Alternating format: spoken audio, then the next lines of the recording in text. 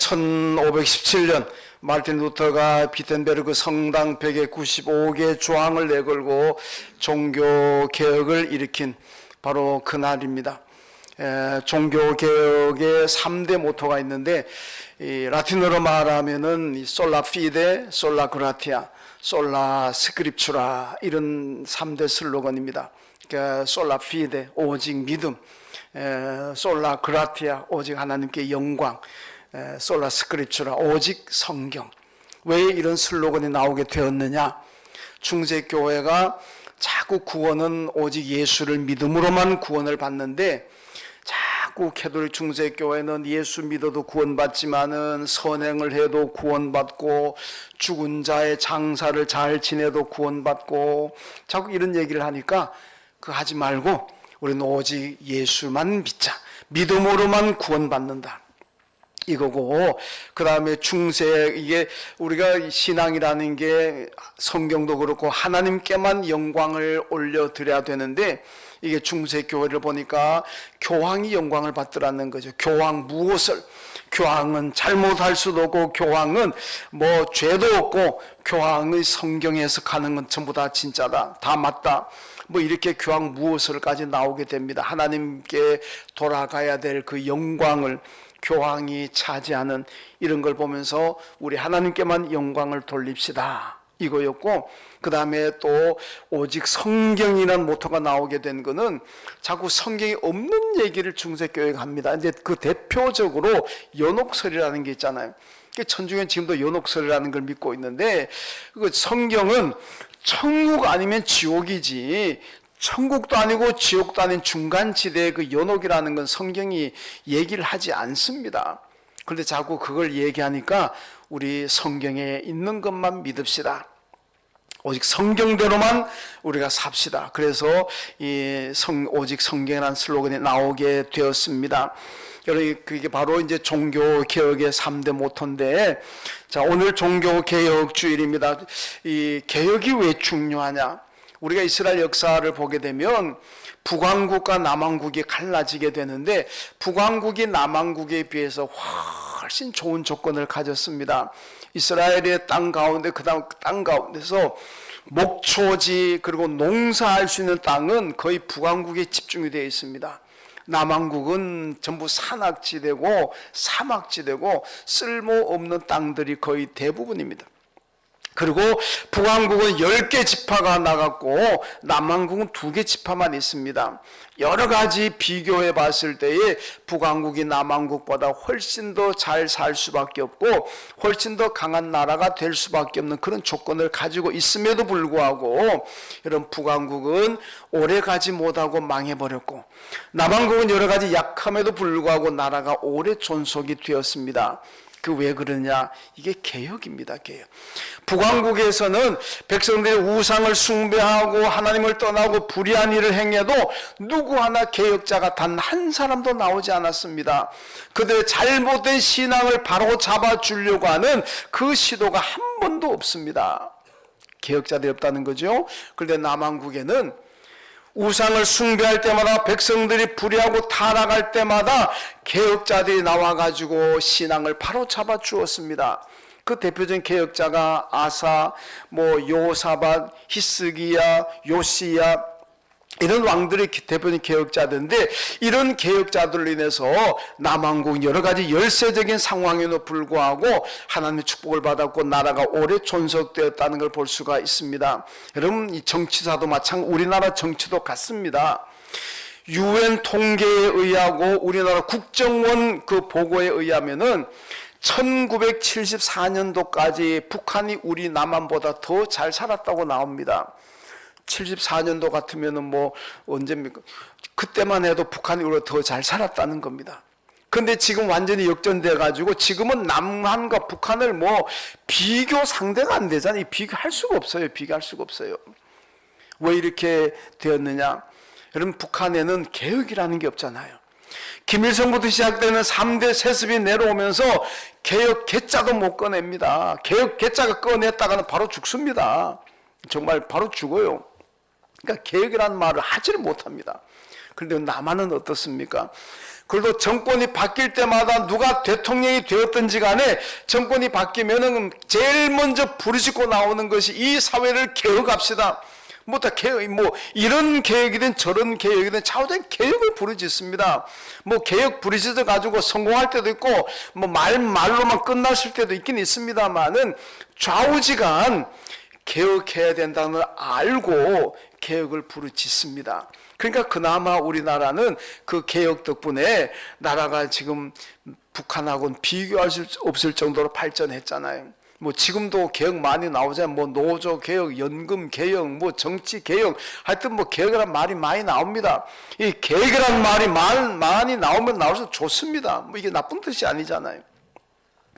개혁이 되면 그게 신앙이든지 국가의 정치든지 이건 바로 발전할 수밖에 없다는 겁니다. 자, 그래서 개혁이 중요한데 오늘 본문의 말씀도 바로 이 개혁 얘기입니다. 야곱 가족이 20년 하란 생활을 청소하고 이제 가나안 땅에 들어오게 되는데 가나안 땅에 와서 형 에서하고 이제 화해를 하고 잠시 세겜에 거주하게 됩니다. 이 세겜이라는 곳은 우리가 이스라엘 지도를 보면은 그 에발산하고 그리심산 중간에 위치한 곳인데 에발산은 올라가서 저주를 선포하는 산이고 그리심산은 축복을 선포하는 산 이렇게 나옵니다. 그 중간에 이 세겜이 있습니다. 여기 잠시 이제 야곱의 가지고 왔는데 문제는 그 세겜의 그 문화를 세겜 사람들의 축제를 보려고 야곱의 딸 디나가 구경 나갔다가 그 세겜 추장에게 강간당하는 사건이 일어나게 됩니다. 그러니까 야곱의 그 아들들 이 오라버디들이 열받아 가지고 자기 동생이 가서 강간당하니까 얼마나 화딱지 나겠습니까? 그래서 그런 상황에서 세겜의 추장이 그 강간했으니까 내가 책임지겠다. 나하고 결혼시켜 주라.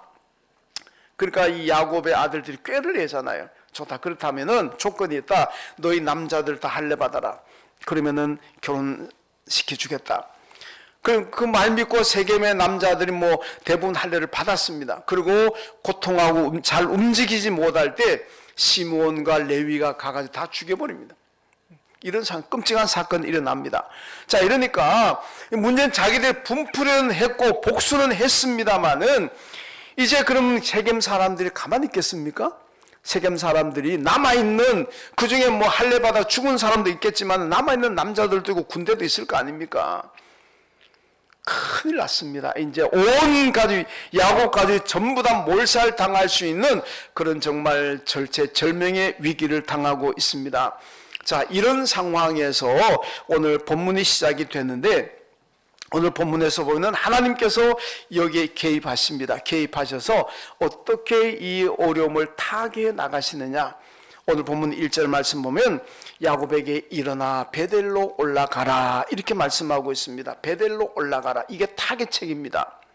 여러분 베델이라는 곳이 어떤 곳이냐, 여기 올라가라고 나와 있는데 지도상으로 보면은 베델은 밑이고 세겜이 위입니다. 근데 우리가 그냥 지도를 놓고 보면은 뭐 그렇지만은 지금 야곱까지 북쪽에서 내려오기 때문에 사실 이게 내려온다는 표현이 맞는데 성경은 올라간다고 이렇게 표현을 합니다. 근데 이게 뭐 어떤 지형을 따지는 게 아니고 올라간다는 표현은 이 거룩성을 의미합니다. 우리가 하나님께 간다는 데가 올라간다 그러지. 우리 하나님 만나러 내려간다는 표현은 안 하잖아요. 천국이 저 위에 있다고 얘기하지 천국이 저 밑에 있다고 얘기는 안 하잖아요. 지옥은 저 밑에 있지만은 천국은 좌우자 저 위에 있다. 하나님 저 위에 계신다. 그러니까 우리 위를 보라 그러잖아요. 그런 의미에서 뭐 지도상으로 보면 올라가는 위치는 아니지만은 하여튼 올라가라고 그렇게 표현을 지금 하고 있습니다. 자, 이 베델이 어떤 곳이냐? 왜 하나님께서 야곱 가족에게 이 어려운 상황, 가족이 몰살당할 수 있는 이 어려운 상황을 타개하기 위해서 왜 베델로 올라가라고 하시느냐? 여러분 창세기 28장 보면은 야곱이 팥죽 한 그릇 때문에 형 에서가 열받아가 죽이려고 그러니까 도망가잖아요. 하란으로 도망가다가 베델이라는 곳에 와서 밤이 되어가지고 거기 잡니다. 돌을 베개하고 잠을 자는데 꿈에 하나님과 만나잖아요. 그래서 하나님께서 야곱에게 야곱아 걱정하지 말아라. 내가 너를 지켜주겠다. 네가 어디로 가든지 내가 동행할 것이고 네가 안전하게 고향으로 돌아오도록 내가 함께할 것이다. 걱정하지 마라 그러잖아요. 그러니까 야곱이 그게 너무 감사해가지고 하나님 감사합니다. 저도 하나님 잘 섬기겠습니다. 그래서 그때 나온 얘기가 11절에 나오잖아요. 내가 10분의 1은 반드시 하나님께 드리겠습니다. 이런 얘기합니다. 하나님과 좋은 만남의 장소잖아요. 그리고 하나님께서 지금 베델로 올라가라.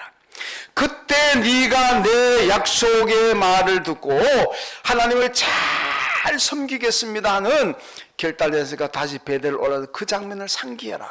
기억하면서 나를 잘 섬겨라. 그러면은 너희 지금 위기를 내가 타개해 줄게. 바로 그런 말씀입니다.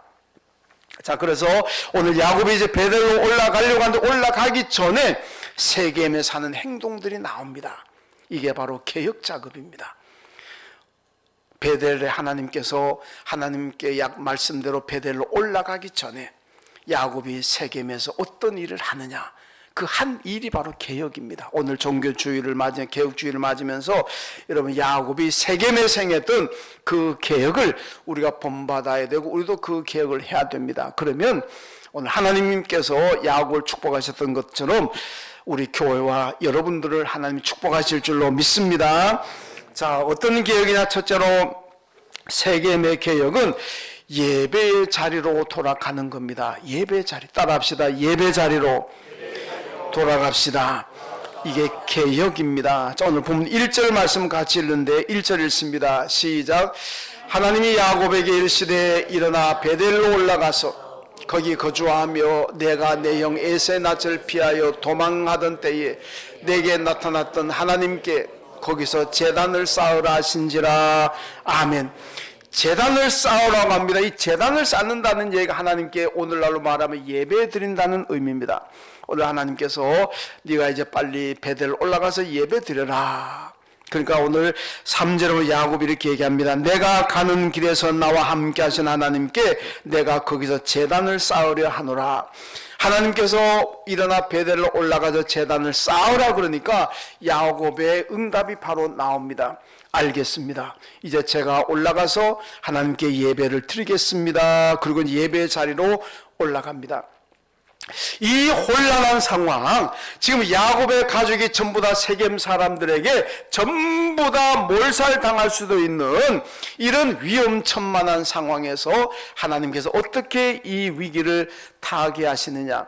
그건 바로 예배로 수습을 하신다는 겁니다. 예배를 드림으로써 여러분 야곱의 가족을 안전하게 보호하시는 하나님의 모습을 볼 수가 있습니다. 여러분 20세기 최고의 신학자로 평가받는 사람이 현대 신학의 아버지라고도 불리는 독일의 칼바르트라고는 한 사람입니다. 이분은 목회자가 아니고 신학자입니다. 근데 이 칼바르트가 무슨 얘기를 하냐면 예배에 성공하면은 모든 것이 성공한다. 예배에 실패하면은 모든 것이 실패한다. 이렇게 말했습니다. 여러분 예배에 성공하면은 모든 것이 성공할 줄로 믿습니다. 예배에 실패하면은 다 실패할 줄로 믿습니다. 그 부분도 좀 아멘이 약하지.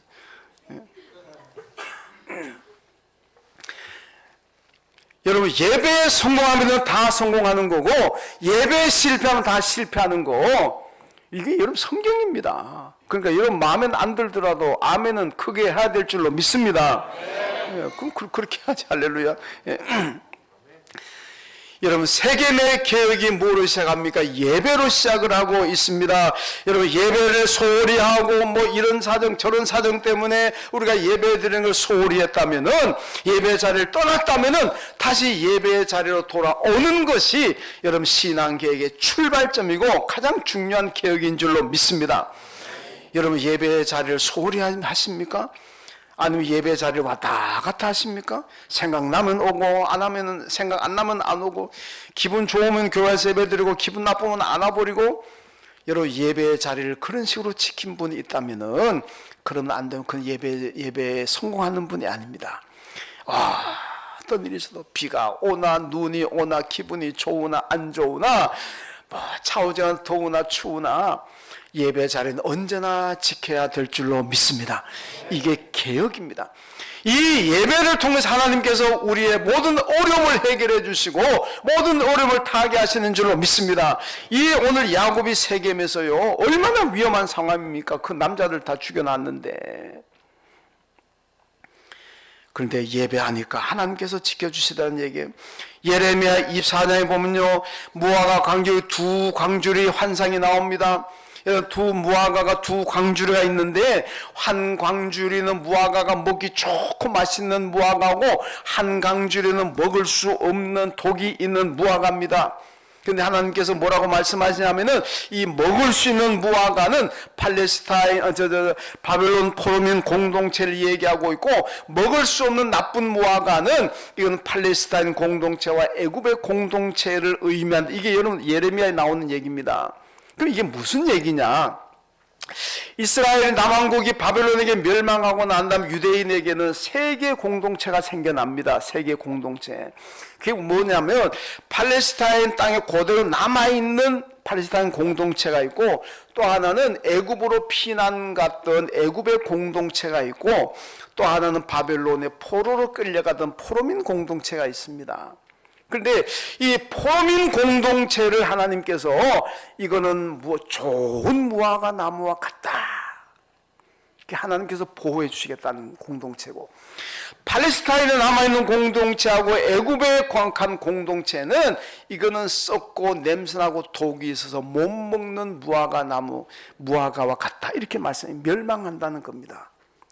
왜 똑같아? 다 유대인 공동체, 세 개 다 유대인 공동체입니다. 그런데 왜 두 개의 공동체는 하나님께서 멸망시키시고 바벨론 공동체는 왜 하나님께서 보호해 주시고 회복시켜 주시느냐? 나중에 그대로 됐습니다.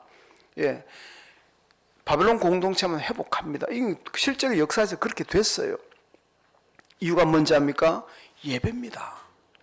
여러분, 바벨론 공동체를 보면요, 에스겔서 같은 데 보면은 이분들 바벨론 포로민을 끌려가가지고 예배들 성전에 없습니다. 그러니까 어디 하냐? 바벨론 강가에 나와가지고 안식일마다 예루살렘 성전을 바라보면서 눈물로 기도합니다. 눈물로 예배드립니다. 여러분, 보니엠이란 미국의 흑인 가수가 바이더 리브드 바벨론 간 노래 불렀잖아요. 여러분, 그게 거기서 나온 노래입니다. 그러니까 늘 예배 드리는 거예요. 근데 여긴 왜냐? 제사장들이 같이 나갔거든요. 그런데 팔레스타인 공동체, 애굽의 공동체 제사장이 없어서 예배 인도할 사람이 없어요. 예배를 드리지 못합니다. 그럼 망하는 거예요. 망하는 거예요. 그래서 먼저 예배를 잘 드려야 여러분 우리가 신앙을 회복하고 모든 영과 육의 모든 삶이 회복될 줄로 믿습니다.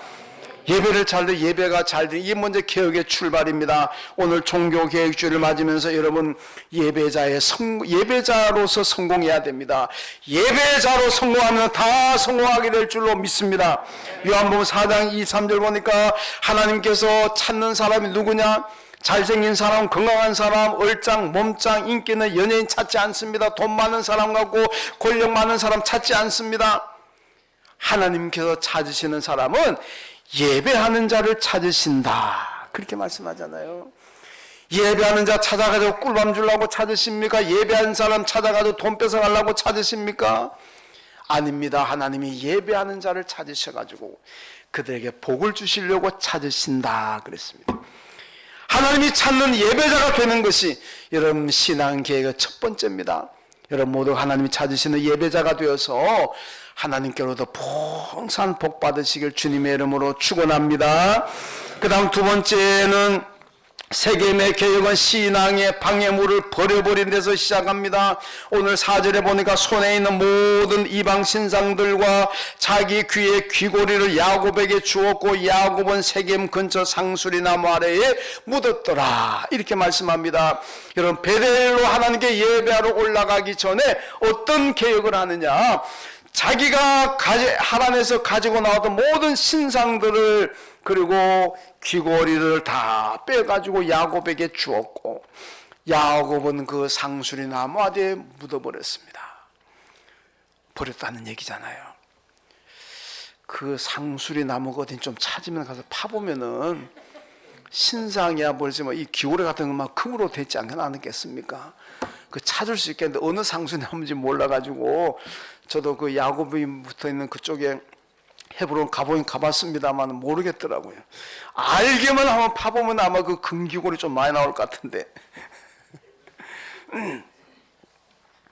자, 이게 무슨 뜻이겠습니까? 여러분, 신상들을 버린다는 건 이게 우상입니다. 우상. 이게 집에서 가정 수호진 자기가 섬기는 신상 아닙니까? 귀걸이는 귀걸이 되게 뭐 귀중품 아닙니까? 뭐 금이고 은이고 이런 것들 아니겠습니까? 하나님을 섬기는 데에 여러 가지 이 물욕이 있으면은 이게 힘든다는 겁니다. 우상을 가지고서 하나님 섬기기 힘든다는 겁니다. 그러니까 다 버리고 올라가는 거예요. 욕심을 내려놓고 올라간다는 겁니다. 여러분, 솔로몬 왕이 말년에 왜 타락합니까? 말년에 솔로몬이 정략 결혼해가지고 이방 나라 후궁들이 1000명이 솔로몬의 와이프가 됩니다. 1000명과 결혼하는 거예요. 이 1000명의 후궁들이 솔로몬의 시집 오면서 전부 자기가 믿는 신상을 가지고 왔잖아요. 야곱 같았으면 이걸 다 걷어가지고 다 땅에 버리고 묻어버리고 했을 터인데 솔로몬이 그러질 않았습니다. 그러니까 성전 안에도 우상들, 궁궐 안에도 우상들, 나라 전체가 우상으로 뒤덮였습니다. 그러니까 타락하잖아요. 그래서 결국 솔로몬 아들 르호보암 때 나라가 남북으로 갈라지는 이런 민족의 비극을 여러분 겪잖아요.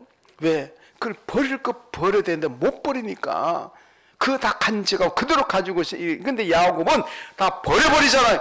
그러니까 하나님께서 야곱을 지켜주시고 하나님 보호하셨다는 말씀입니다.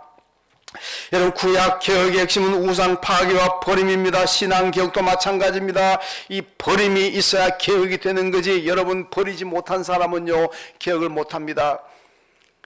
삭개오가 돈의 욕심이 얼마나 많은 사람이었습니까? 그런데 돈이라 그러면은 그냥 수단과 방법을 가리지 않고 부정하게 돈을 모았던 사람입니다. 왜? 돈이 너무 좋으니까. 근데 예수 만나고 버리잖아요. 예수 만나고 내가 불의하게 부정하게 모은 돈을 4배로 갚겠습니다. 내 재산의 절반을 나눠서 가난한 사람에게 주겠습니다. 버리잖아요. 그렇게 소중했던 돈도 다 버립니다. 여러분, 버려야 신앙생활 잘할 수가 있습니다. 혹시 돈이 방역이 돼서 버리시려거든 교회 와서 버리시고 우리 집 문 앞에 버리세요. 딴 데 가서 버리지 마시고. 자, 여러분, 하여튼 예수 믿는데 방해되는 것들, 이런 것들 다 버려야, 그게 돈이 되었든 뭐가 되었든지 간에 여러분 버려야 개혁이 되고 하나님을 온전히 잘 섬길 수가 있는 겁니다. 여러분, 성도들이 주일날 운동하는 거, 취미 활동하는 거, 등산하는 거, 낚시하는 거, 골프 가는 거, 이거 하면 얼마나 좋습니까? 그런데 그거 하느라고 신앙생활 못한다고 그것 때문에 신앙에 방해가 된다면은 버리고 끊어야 되는 거예요. 골프채 갖다 버리세요. 그 골프채 때문에 내가 주일 예배를 못 드린다면 그 버려버려야지. 그 골프채 가지고 있다가 멸망할 겁니까? 그러면 안 되잖아요. 그러니까 좌우지간 신앙생활 방해가 되는 거 있으면은 끊을 건 끊고 버릴 건 버리고, 이게 여러분 신앙입니다. 야고보서가 뭐라 그럽니까? 욕심이 많으면 죄를 낳고 죄를 짓고, 죄가 많아지면은요 그것 때문에 사망에 이른다 그랬습니다. 여러분, 우리가 죽음의 시작은 욕심입니다. 지금 전쟁 나는 것도 욕심이고, 인간이 다투고 싸우는 것도 욕심이고, 욕심을 내려놓으면 다 평화롭게 살 수가 있는데 그 욕심을 못 버리니까 가족이 원수가 되고, 한 민족 간에도 원수가 되고, 갈라지고 찢어지고 피 터지게 싸우고 적으로 생각하고. 우리 같은 민족인데 왜 적입니까? 우리 같이 나만 이루는데 왜 적입니까? 욕심입니다. 그게 정치적인 욕심이 들어갔든지 경제의 욕심이 들어갔든지 뭐 세대 간의 욕심이 들어갔든지 간에 이 욕심 때문에 결국 갈라지고 분열하고 피 터지게 싸우는 거예요. 욕심을 내려놓아야 됩니다. 그 욕심 가지고 있으면은 이 사회가 불행해지고, 욕심 가지고 하나님을 제대로 섬길 수가 없기 때문에 이 욕심을 다 내려놓고 버리는 데서 여러분의 개혁이 시작이 되는 겁니다. 여러분, 아까 얘기한 칼바르트가 이 양반이 중요한 얘기를 많이 했는데 믿음의 정의를 이렇게 얘기했습니다. 믿음이라는 건 뭐냐? 믿음은 첫째도 결단, 둘째도 결단, 셋째도 결단. 결단하는 사람이 믿음 있는 사람입니다. 무슨 얘기입니까? 끊어야 된다고 생각하면 결단하고 끊어야 되는 거고, 버려야 된다고 생각하면 결단하고 버려야, 이게 믿음입니다. 그런데 믿음이 없는 사람은 어떻게 하냐? 버려야 되는데 아이고 하나님 버려야 되는데 그러고 못 버려요. 하나님 이거 끊어야 되는데 끊어야 되는데 그러고 못 끊어요. 이 결단을 못, 이건 믿음이 아닙니다. 정말 믿음의 사람은 끊어야 된다면 끊어버리는 거예요. 까지고 뭐 담배 어제까지 피웠다고 오늘 끊어야 된다 끊어버리는 거 그게 결단이지. 술 어제까지 마셨지만 이건 내 신앙에 방해된다 나는 술 끊겠다 그럼 다 끊어버리는 게 그게 결단이고 그게 믿음입니다. 아유 나 술 마시면 안 되는데 나 이거 담배 피우면 안 되는데 이게 신앙인 이러면 안 되는데 그래서 못 끊어. 그 믿음이 아니라는 거예요. 믿음이 아니라는 거예요. 여러분 뭐 어떻게 하냐 내가 하나님 위해서 충성해야 되겠는데 이건 하나님께 드려야 되겠는데 그렇게 생각하면 그냥 결단하면 되는 겁니다. 드려야 되는데 이렇게 해야 되는데 그러면서 평생을 못 그래요. 그 결단을 못하는 건 그건 믿음이 아니라는 겁니다.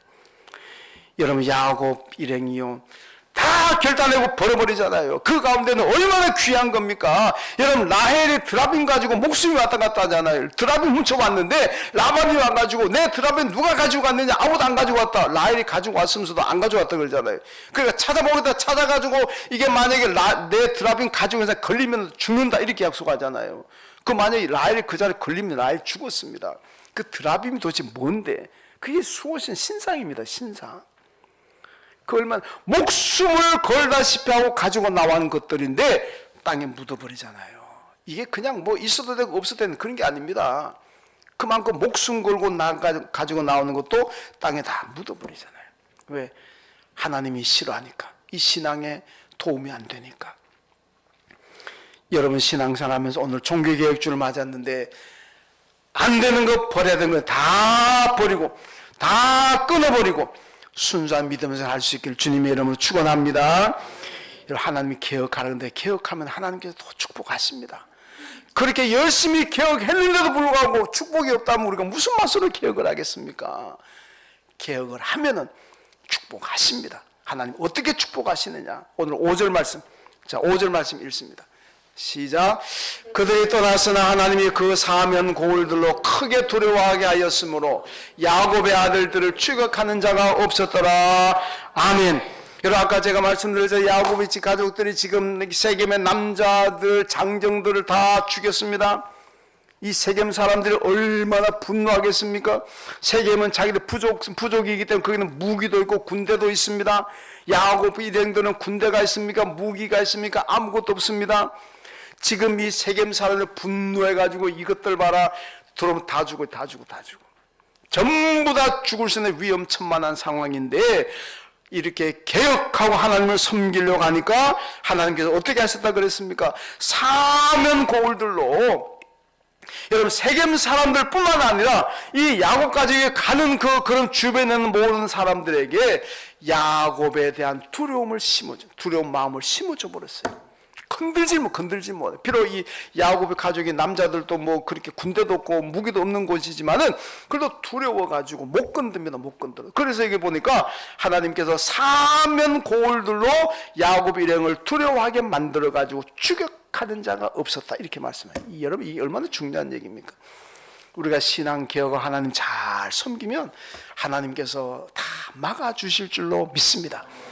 여러분 구약의 여호사밧 왕인데 여호사밧이 왕으로 즉위하고 난 다음에 여러분 어떤 정책을 펼칩니까? 전국의 교사들을 모집해가지고 연수하고 세미나 해가지고 신앙교육시가 전국에 파송을 합니다. 이 파송받은 교사들이 나와가지고 전국에 다니면서 사람들 불러 모아놓고 하나님의 말씀을 전해주고 교육하고 성경 가르치고 그리고 그 성경 말씀에 순종하도록 만들었습니다. 그러니까 어떤 일이 나지 않으면 이 개혁이잖아요. 어떤 일이 일어나 하나님이 어떻게 축복하셨습니까? 주위의 나라들 왕들에게 여호사밧의 이스라엘에 대한 두려운 마음을 심어줘 버렸습니다. 그러니까 주위 나라들이 아무도 여호사밧의 남왕국을 건들지 못해요. 저 나라하고 전쟁해도 우리 박살난다. 여호사밧에게 전쟁 걸어도 우리 망한다. 이 두려운 마음이 있으니까 전쟁을 못 걸어와요. 그리고 오히려 많은 선물을 가지고 여호사밧한테 와가지고 선물 드리겠습니다. 우리 절대로 침략하지 말아주세요. 우리 절대 전쟁하지 맙시다. 야 이거 가만 앉아있는데도 막 양식 가지고 금은 가지고 오죠. 이게 뭡니까? 개혁하니까 하나님께서 주위 나라들에게 두려운 마음을 심어줘가지고 그 나라를 하나님이 든든하게 지켜주시고 경제적으로도 번성하게 만들더라는 얘기 아닙니까? 오늘 야곱도 마찬가지입니다. 여러분, 야곱이요 다 버릴 것 버리고 예배들을 다 가니까 하나님께서 주위 골들 사람들, 사면의 모든 사람들에게, 세겜 사람들에게 야곱 가족에 대한 두려운 마음을 딱 심어줘 버립니다. 아무도 추격을 못합니다. 건들지를 못합니다. 하나님 보호하시는 축복입니다. 여러분, 오늘 종교개혁을 주일을 맞으면서 하나님께 다 예배 자리로 돌아오시고 믿음 생활에 방해되는 것들이 있어요. 그것 때문에 예수 잘 못 믿고 그것 때문에 충성 잘 못한다면 과감하게 버리시고 과감하게 끊으십시오. 이게 개혁입니다. 그렇게 개혁하고 하나님 잘 섬기면 하나님께서 다 막아주시고 하나님께서 보호해 주시고 하나님께 다 축복하실 줄로 믿습니다. 여러분 모두 오늘 종교개혁 주일에 이런 세겜의 개혁이 여러분들의 개혁이 되셔서 오늘 야곱의 가족이 받았던 이 축복, 요사바지 개혁을 통해서 받았던 그 축복 여러분 모두가 받아 누리시기를 주님의 이름으로 축원합니다. 하나님 아버지 감사합니다. 오늘 세겜의 개혁을 봅니다. 예배 자리로 돌아왔고 하나님 섬긴 데 걸림돌 되는 다 버렸습니다. 오늘 세겜의 개혁이 우리 예안교회 개혁이 되고 우리 예안 가족들의 개혁이 되어서 우리도 야곱 가족처럼 요사바 시대처럼 하나님의 보호와 축복과 번성하는 축복을 받아 누리게 하여 주옵소서. 예수님의 이름으로 기도하옵나이다. 아멘.